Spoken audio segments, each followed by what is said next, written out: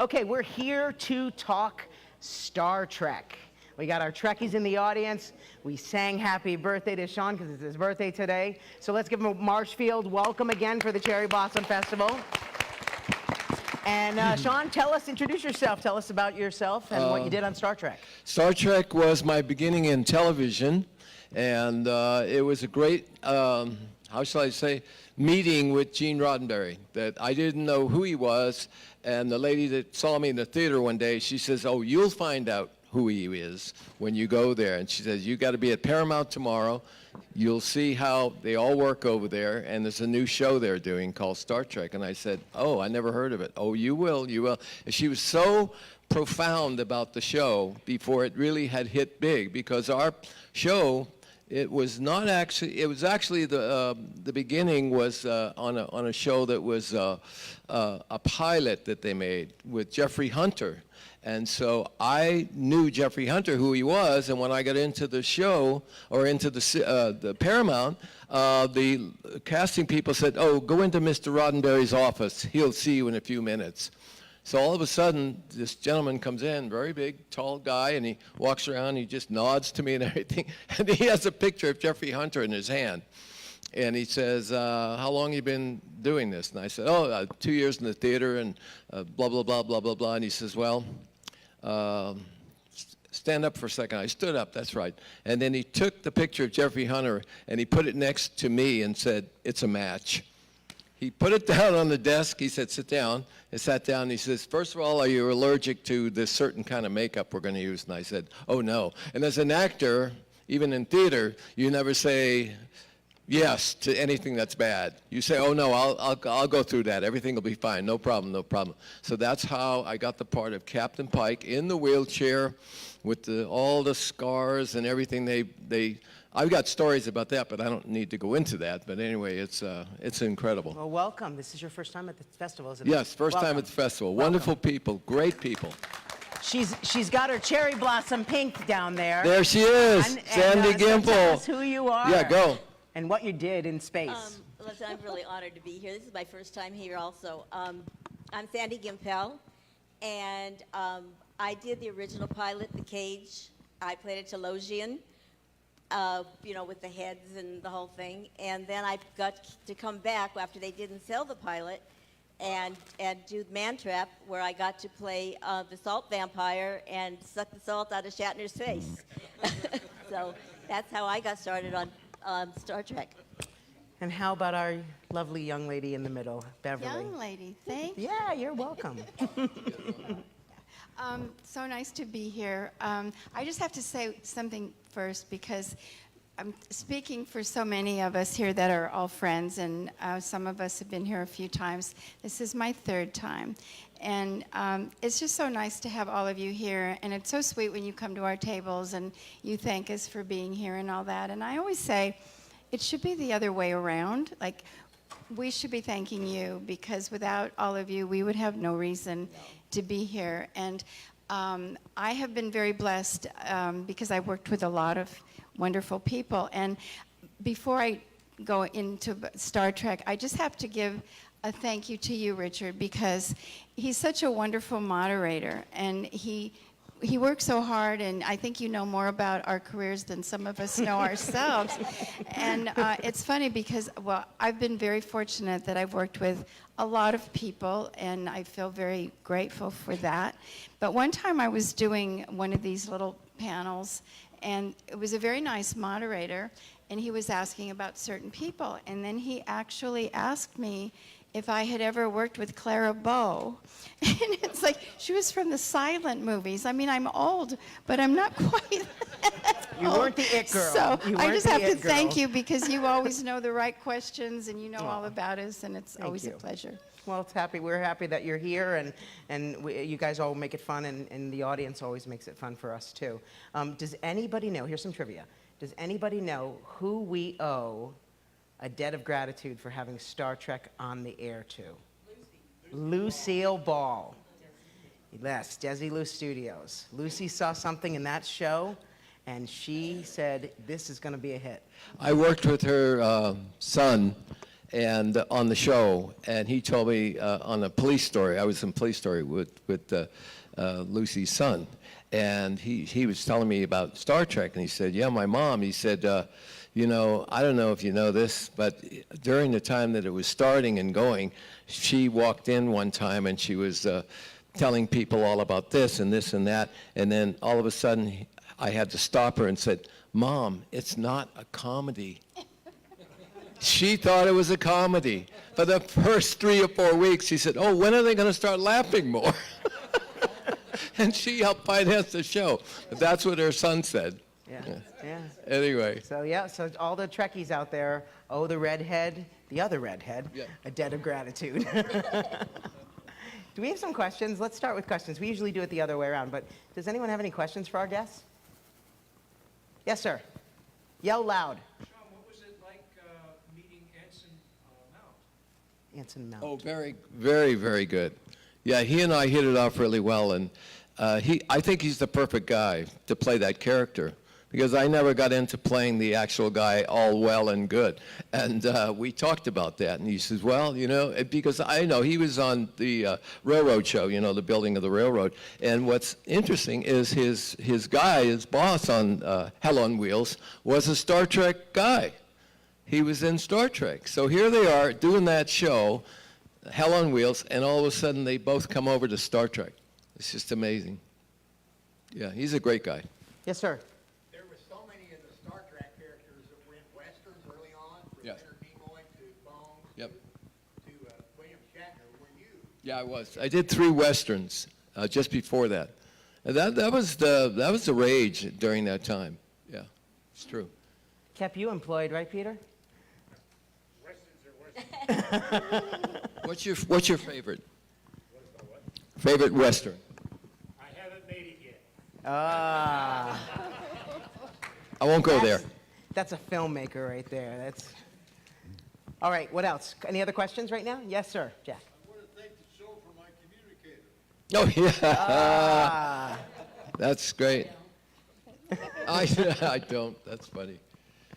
What was that? What was the original pilot like? Well, you know, it was interesting. I mean, okay, I was a dancer. That's how I got started in the movie industry, and I actually did 15 pictures with Elvis Presley, and as one of his 5 dancers. So I was pretty coordinated. And when Elvis stopped shooting movies, when he did Change of Habit, I went on to do Lost in Space and Double Bill Mummy on the show, and started playing monsters on that show. And as Sean said, I wasn't allergic to all the stuff that they put on me. So when Star Trek came up, they called our stunt coordinator and said, do you have anybody that can play a Telosian that won't break out from all this makeup? And he said, oh, sure, we don't need Sandy for a week. Go over there and do that show. So I did, and it was really interesting. It was 3.5 hours of makeup to get the Telosian stuff on. They put a bald cap on, and then they put veins in the head, and then they put pieces all over your face.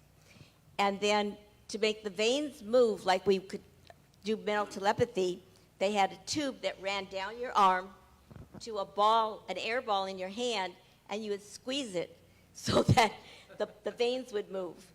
You know, and today, you know, I've got a special effects guy off the side moving, you know, the mechanisms and stuff. So I did that, and they didn't sell the pilot.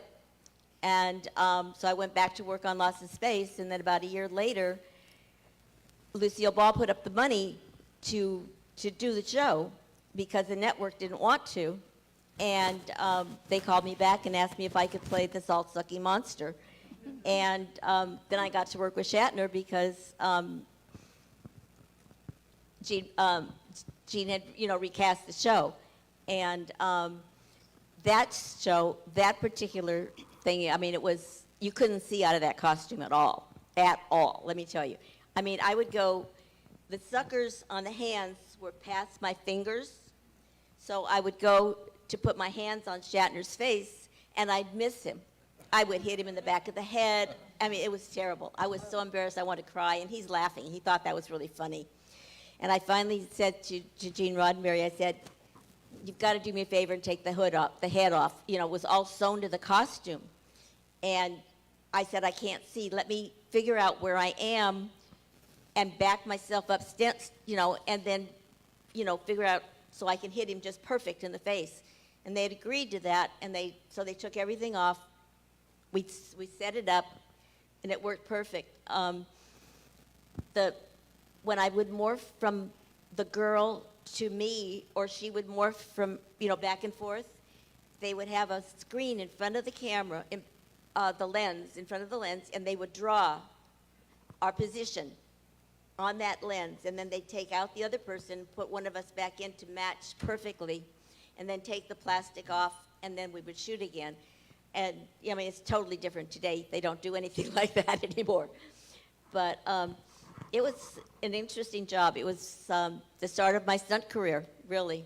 I know this little cute petite thing does these stunts, these amazing things that are so dangerous. And I cry on the merry-go-round. I mean, I don't know how she does what she does, but... Beverly, what was your favorite part about playing Arlene?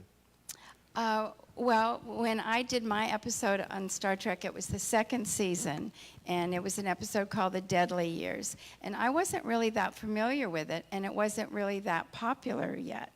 And so when I went to read for the role, the first thing they said to me was, are you claustrophobic?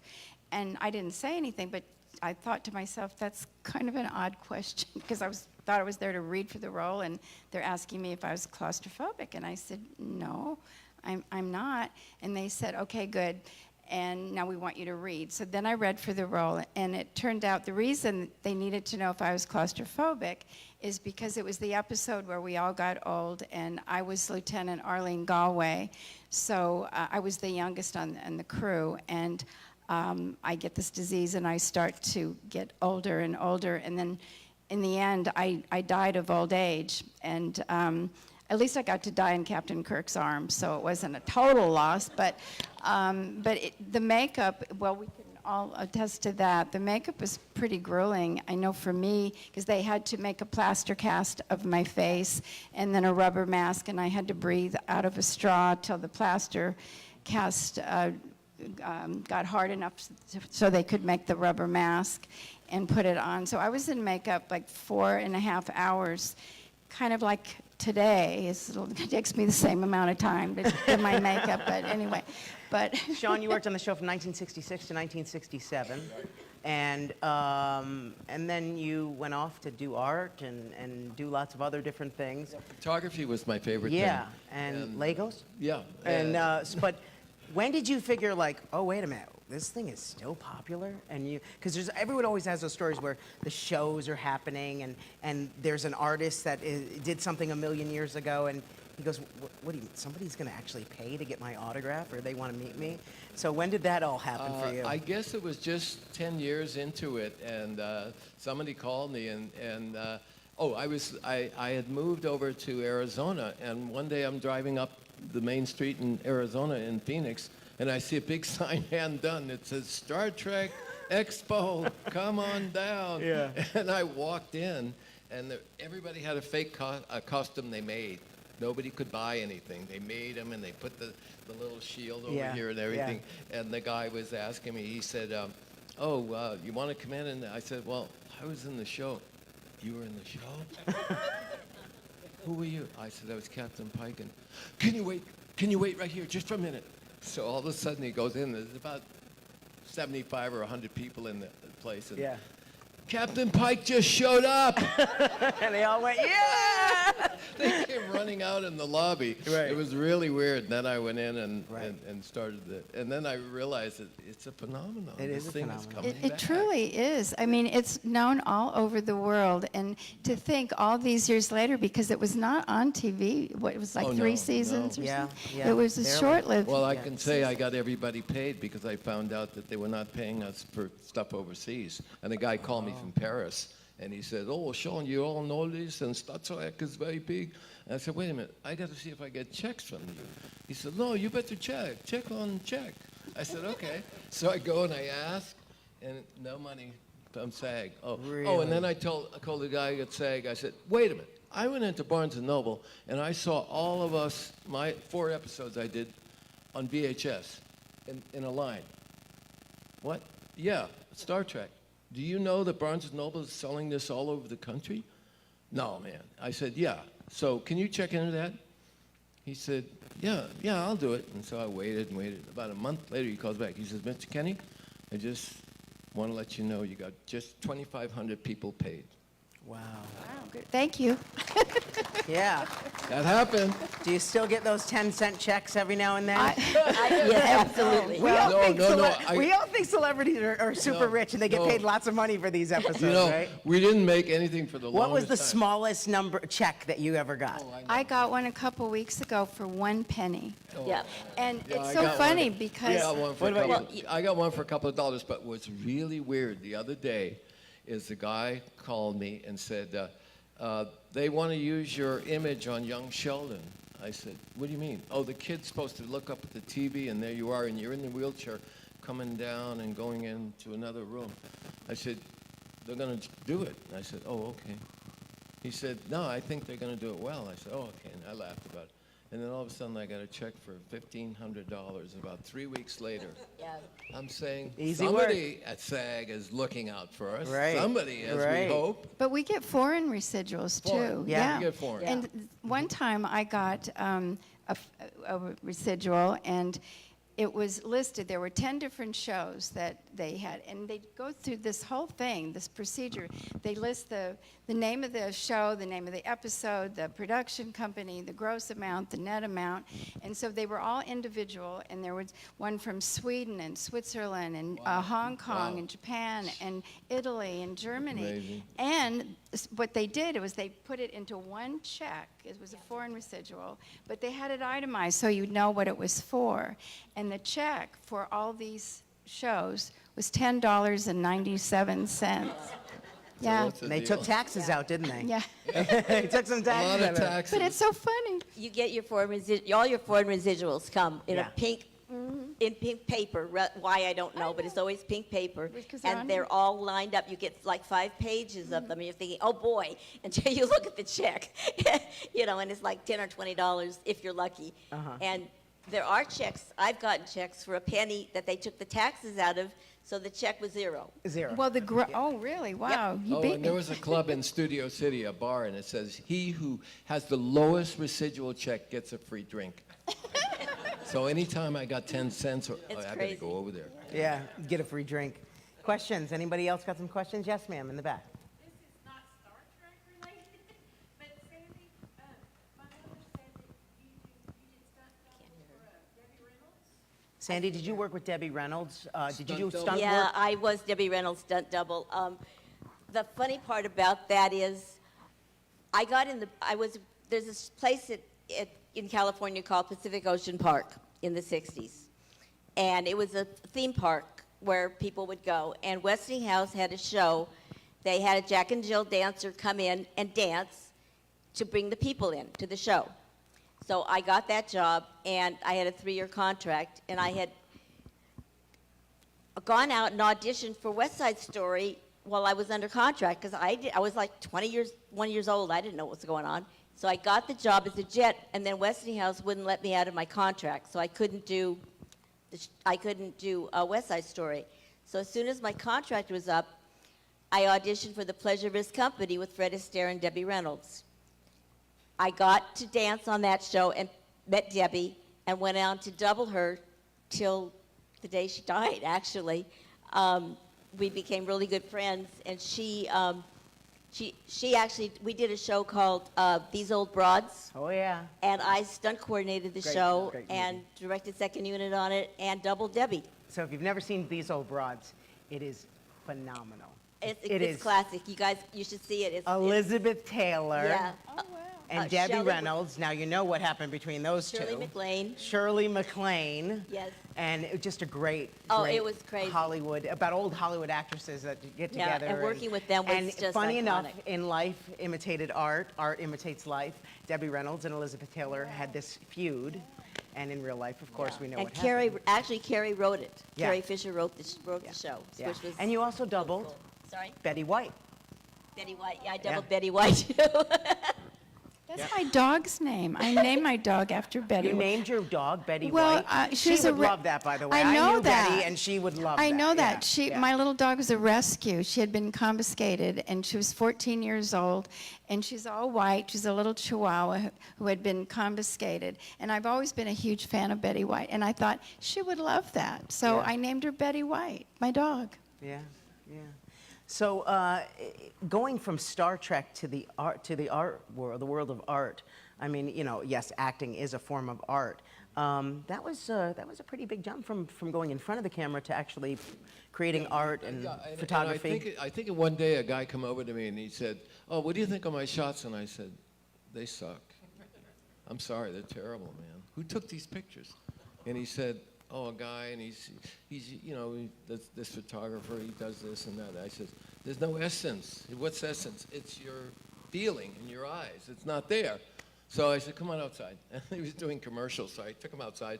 I started taking, I said, "Say a few words." And I said, "What?" And I say success, like you're thinking it, success. And he smiled in his eyes, and I started to take it. So I learned that these keywords you would give people to say, then take their picture, it comes out. The soul, the feeling comes out. So all of a sudden, that's how it happened. Sean is an amazing photographer. He really, truly is. and then And I his started- darling wife, Taki, I know, I see her. They come to, you just moved to Vegas, right? Yes, we Yeah, did. that's where I live, and Cynthia Yeah, Pepper so we're lives, gonna and be Mimi neighbors Gibson again. is moving too. And now, I know Yeah. we're going to be neighbors again. Yeah. But I would meet them when they would come in, and Sean took pictures of me. It was so much fun. And he's an amazing photographer. I especially like the fact that at certain times, I wanted to do theatrical people, and I did. And then all of a sudden, I would see a guy I did 2 weeks earlier, and in the mall or walking around. I say, "Hey, Roger," yeah. He says, "What's your name?" And I said, "I just took your pictures 2 weeks ago." "Oh yeah, Kenny, Sean, yeah." And I went, "Wait a minute, these guys, they get amnesia after they take a picture with Yeah. you. You're not an actor." Right. So then I started to do kids, and I love doing kids. You know, I started all these people that were kids that wanted to do commercials. And the last thing that really made me feel so good, I was signing at a show about a couple of years ago in LA. And I walked in, and all the Walton girls were there, and I did all their pictures. and Did they you said- really? Yeah, and they said, "There's Sean Kenny, oh my Oh. God." And so the kids in the show business were just my joy. You know, I just loved children and wanted them to be successful. That's a rarity, because most people say don't work with kids and don't work with animals. Yeah, Right? That's what they say in show but anyway, business. that's how, and I really enjoyed photography. And I started making more money in photography. People were coming out and saying, "Oh, can you take 5 today? I got 5 actors that want to come." Yeah, okay. How much Can you still make a living in photography today? I do real estate people. Ah. All around, in fact, all over the country. We used to Mimi's go. a real estate. Yeah. She's into real She estate. used to yeah. be. She's Yeah, retired she's from retired that. now, but yeah, she but was she's old. moving to Vegas. Yeah? Everybody's moving to Everyone's Vegas. moving to Vegas. Yeah, Vegas. Yeah. Vegas is big. Yeah, it Well, is. Vegas is going to be the new Hollywood, and people don't realize. Yeah, that. Mark Wahlberg is Mark building a Wahlberg studio came, there. and they're building a $2 billion studio, Sony, Yep. and then Howard Hughes is building a studio, and Mark Wahlberg's building a studio. And you know what it is? These people that are coming in to build these studios, they want good stuff. They don't want the junk that's on, you know, I don't want to say it Yeah. to all the other channels. Yeah. It's not going to be hack and slash or bad stuff. There's so many good scripts, and they get turned down by people. "Oh, there's not enough action in here. Why don't we kill a couple of people in the first 20 minutes?" A lot of folks say Star Trek was actually a Western in space. They actually refer to it as a Western in space. Peter, would you? That's how Yeah. how Gene sold it. Wagon train in space. That's Yeah. how Gene sold it. Yeah. You're right. It's amazing that it's still so loved all around the world. And we did a convention this past year at the Rio in Las Vegas, and we're going to be back next Yeah, they month. have I'm the going big to Star Italy. Trek Expo there, right? Yeah. Yeah, I'm going to Italy in 3 weeks to do a Star Trek convention. It's big in all the countries, and I just feel so blessed to be a Oh, part of it. I got asked to come to Italy by a group of people in the town called Riccione, which is up on the Adriatic. And I said, "What? Yeah, we just want you to come and your wife, and we fly you out on Italia, and you come and you spend about 3 days with us." So we get to Italy, they pick us up in a chauffeur, and they drive us up to this little town, which is a beautiful town called Riccione, and it's very rich. Yeah. And the people there are not very aware of American tourists because they never advertise Riccioni's there. Right. So I go in, and I couldn't believe how, that some of them speak English, some don't even speak English. They just motion you to go on. And I go into the room where I'm going to go up and speak, and there's the Gorn up there, and there's another guy, and it's the Gorn, which is that character, Yeah. getting shot by another guy, and it's two Italian actors dressed in the total outfits shooting at each other. And this is how amazing. much they love Star Trek Yeah. in Italy. Yeah, I mean, it's just amazing. It's amazing. all over the world. All over the So world. they told you, they picked you up in a limo? Yep. They told me they're picking me up with a wagon and a burro. No. We have some questions. Anyone? More questions? No? Yes, sir.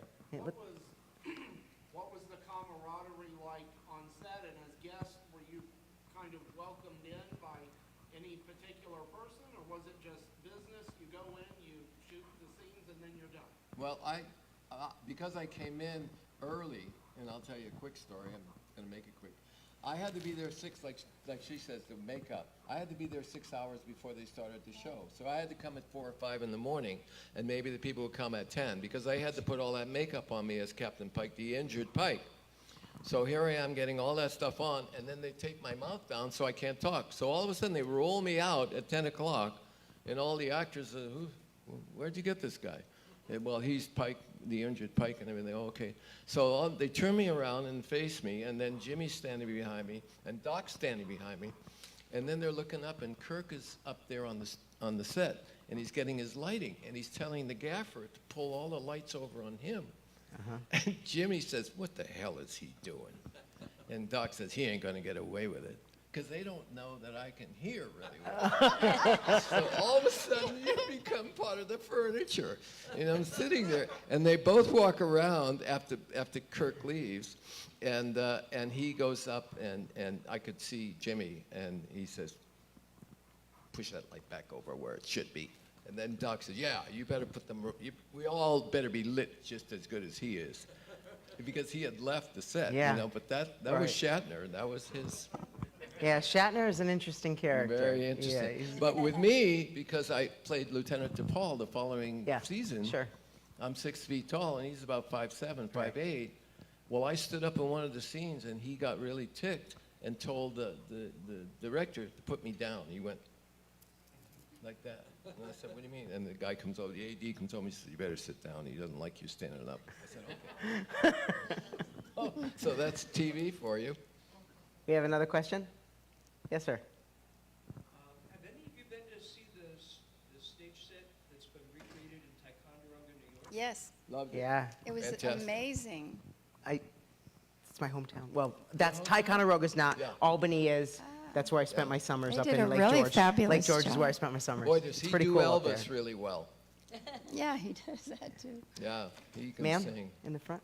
Well, you kind of answered it a little bit, but I was just wondering how it was to work with Shatner, how he was.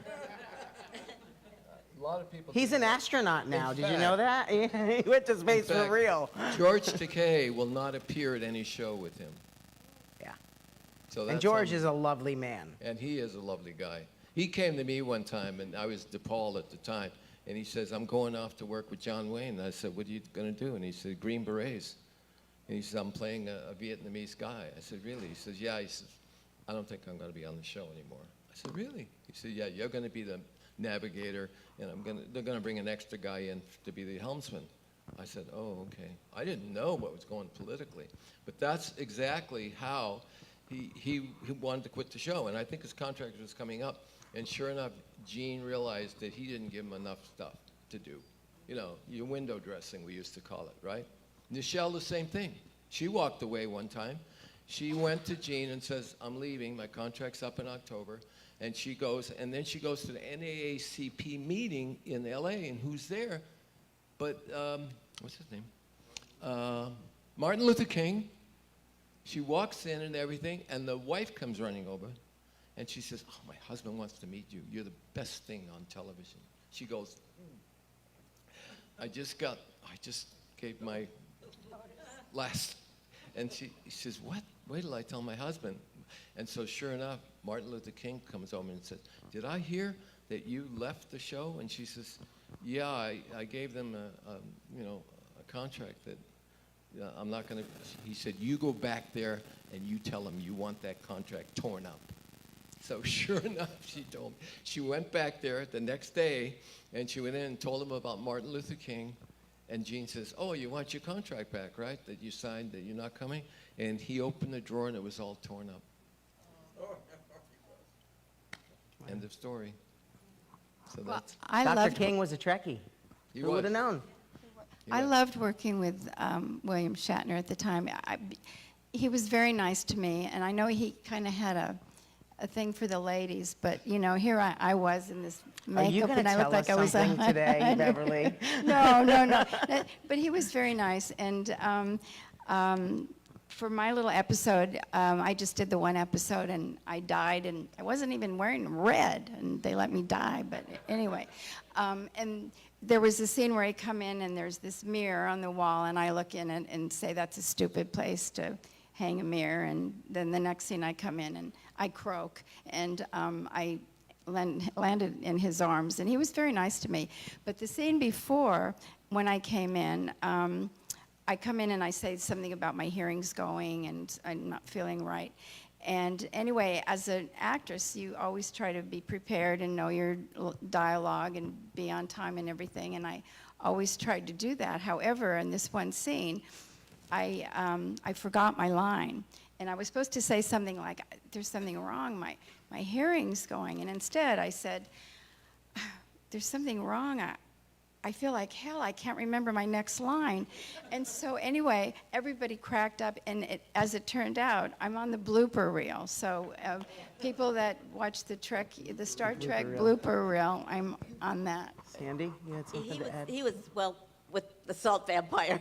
I mean, you know, it was a tedious job. It really was. And it took like 2 weeks to shoot that little tiny scene because of morphing back and forth and trying to hit him in the face. And he was so young at that time, too. You got to understand, it was all brand new to him. And so he was pretty nice, actually. I mean, putting up with everything we had to go through. But actually, going back to the one thing that you guys were talking about with the making the plaster cast of our head and drinking and breathing through a straw and everything else to get these masks made and pieces made for our faces, it's very interesting how times have changed. Because I just did CSI Vegas, the new show that's on television, and they called and said, okay, you're going to play Great Aunt Jane. She's 100 years old, and she's going to get killed like 3 or 4 times because the grandson kills her accidentally and has to make up all these stories on how she dies. So you got to go in and get contacts for your eyes and get a plaster cast made for your face. And I said, okay, fine. So I went and got the contacts, and I go back, you know, the next day to get the plaster cast made. They put the bald cap on like they always do. Next thing I know, they've got a camera taking digital pictures of my head. And I went, what are you guys doing? And they said, oh, we don't have to do a plaster cast anymore. We can just do it digitally with the cameras. Amazing, right? So times have changed. Yeah, it's amazing. Yes, sir. I know the show had writers, and really it was a blank canvas to write into because of the potential. But how did Mr. Roddenberry get his original vision? How did you worked with the man some? well, I don't know. I watched Ancient Aliens one day, and I didn't know about this. Mike. Your mic. I watched Ancient Aliens one day, and they said, oh, there's a story on here about Gene Roddenberry. I said, what do you mean? Well, this is how it happened, how he wanted to do a show. He was called up to Schenectady, New York at one time with a bunch of millionaires, and they told him that he's supposed to do a show. This is on Ancient Aliens. You can go ask about the Gene Roddenberry segment. And they channeled Mysterious Nine, is what they called. Now, whether they were aliens, whether they were saints, I don't know what it was. But they said, you are going to make this show. We are going to help finance it. And this is on Ancient Aliens. But they said, we want you to go back to LA, and we want you to do that show, because they had heard he had written something Okay, maybe it was, yeah, it was just prior, I think it was right after he had done the show that you were in. And they wanted him to, and so that's how supposedly he got the big dream of doing the bigger show. And the show has a lot of technology ideas. That's right. That ended up being stuff like That's that. right. So we don't know if the channeling, I believe in channeling. Some forces can channel to people very well. I mean, you'll have people tell you something about what's going to happen and you don't know where it's coming from.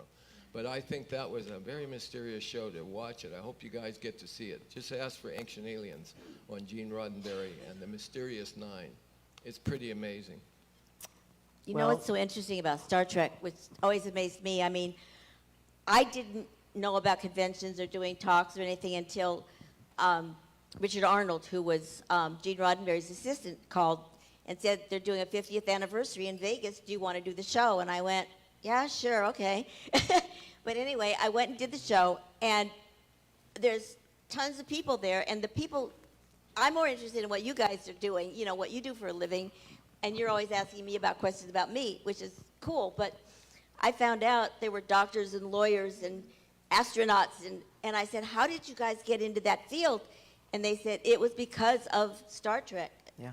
And because Gene Roddenberry was so ahead of his time. I mean, he had iPads and cell phones, and we never thought of that in the 60s. I mean, you didn't even have that. Flip phone communication. Yeah, flip phones.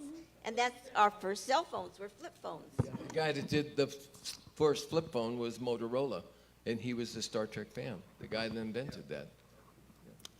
You have a question? Display at the Smithsonian that they have that's They have a blaster at the Smithsonian. They have one of the blasters. didn't they also have the model I don't know. of the Yeah. They have the Enterprise there on display. Yeah. Yeah. But it was Well- the fans that brought it back, because, you know, it was a short-lived series. And the fans, that's Yeah. why they brought, Never been off the air. Never been off the air, really. Well, we thank you for coming and joining us. This has been fun.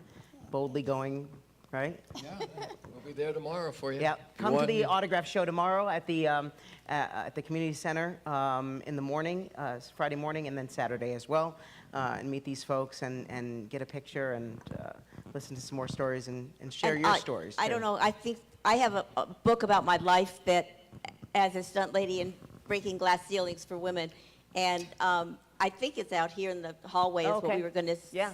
And we'll Oh, have that's it good. also and tomorrow. I have a at book the if you autograph. want to come by tomorrow. So, I'll have a book. If anybody's there for you, interested. too.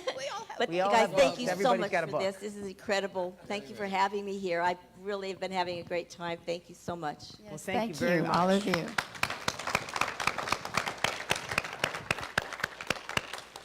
All right. Now it's time to go play some donkey basketball. The vendors have been moved to the fairgrounds?